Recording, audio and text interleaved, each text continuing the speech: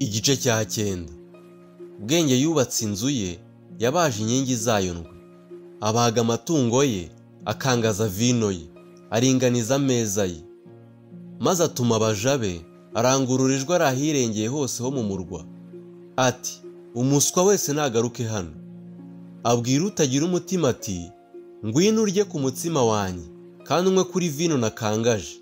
Mureke ubupfapfa mubeho, mwabaswa mwe, kandi mugendere mu nzira y'ubuhanga.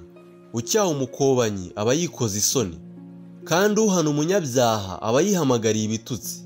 Nuhana umukobanyi kugira ngo atakwanga, ariko nuhana umunyabwenge azagukunda. Bwiriza umunyabwenge kandi azarushaho kugira ubwenge. Igisha umukiranutsi kandi azunguka kumenya. Kubaha Uwiteka ni ishingiro ry'ubwenge, kandi kumenya uwera ni ubuhanga. Ninjye uzakugwiriza iminsi, nkakungura imyaka yo kubaho kwawe. Niba uri umunyabwenge, ubwo bwenge ni wowe bwigiriye ku bwawe, kandi nukobana ni we biziberaho ubwawe. Umugore upfapfana arasakuza, ni ikirimarima kandi ntacyo amenya. Yicara mu muryango w'inzu ye, ari ku ntebe aharengeyeho mu murwa, agira ngo ahamagare abahita.